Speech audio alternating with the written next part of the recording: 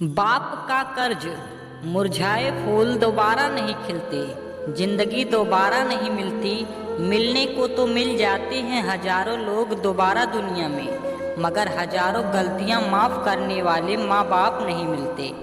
यह कहानी है एक नौजवान लड़के की जो गुस्से में अपने घर से निकल आया है और बड़बड़ा रहा है। छुपा कर रखते हैं सारे पैसे, एक मोटर बाइक ही तो मांगी थी मैंने, कोई खजाना तो नहीं मांग लिया। ठीक है कोई बात नहीं, अगर वो मुझे बाइक नहीं दिलाना चाहते तो मैं भी तब तक घर नहीं जाऊंगा जब तक कि मैं नई मोटर बाइक नहीं खरीद लेता। लड़का यह गुस्से में बड़बड़ाते हुए जा रहा, तभी उसके पैरों में कुछ चुभा। पैरों की तरफ देखा, तब उसे रियलाइज्ड हुआ कि वो हड़बड़ी में अपने बदले अपने पापा के जूते पहन कर आया है। पैरों में क्या चुभ रहा है यह देखने उसने जूते चेक किए तो उसने पाया कि जूते में से एक छोटी सी कील उभर आई है जो बार बार उसे चुभकर घाव बनाने की कोशिश कर रही है। गुस्से में वो फिर बड़बड़ाया, मैं ठीक ही सोचता हूँ, मेरे पिता सच में बहुत कंजूस हैं। देखो कितने पुराने और क्या घटिया क्वालिटी जूते इस्तेमाल करते हैं, पता नहीं सारा पैसा छाती पर लेकर जाएंगे क्या।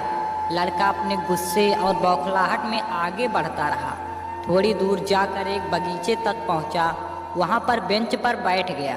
अचानक वहां पर उसे याद आया कि वो अपने साथ अपने पापा के वॉलेट भी उठाकर लाया था। उसने सोचा आज पता चल आएगा कि पापा पैसे कहाँ छुपा कर रखते हैं। उसने अपने पापा का वॉलेट अपनी जेब से निकाला जो बहुत ही पुराना और फटा हुआ था। यह वही वॉलेट था जो पापा घर में किसी को छूने भी नहीं देते थे।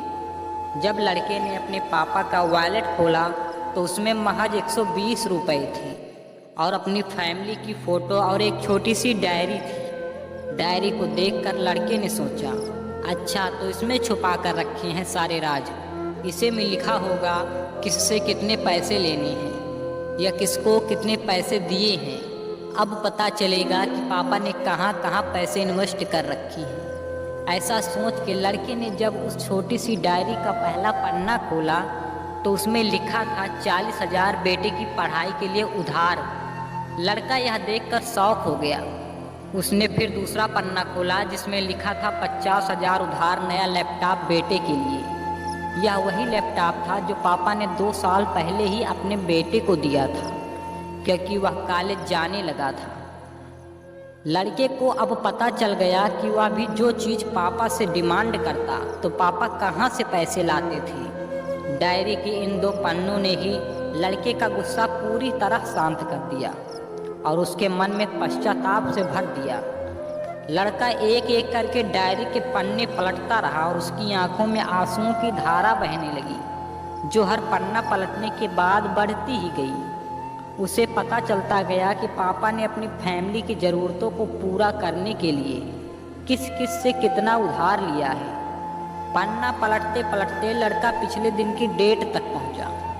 पिछले दिन की तारीख वाले पन्ने पर लिखा था 50,000 बेटे की बाइक के लिए। इन पन्ने को पढ़ते ही बेटे को लगने लगा कि वो इस दुनिया का सबसे खराब बेटा है। लड़के ने जब डायरी का आखिरी पन्ना खोला तो उसमें लिखा था अच्छे जूते खरीदने हैं। हालांकि यह लाइन बेटे को समझ में नहीं आई, लेकिन वह अब जल्द से जल्द अपने बाप को मिलना चाहता था। इसलिए वह बेंच से उठा और अपने घर की तरफ तेजी से चलने लगा। बगीचे के थोड़ा आगे रास्ते में पानी गिरा हुआ था जिस पर चलने के बाद लड़के को अपने पैरों में ठंडक महसूस हुई। उसने अपने पैरों से जूते उतार कर देखे तो दोनों जूते नीचे से तले से फटे हुए थे जिनसे पानी रिसकर पैरों तक आ रहा था। जूते में निकली कील भी लड़के के पैरों में जख्म बनाने में कामयाब हो गई थी।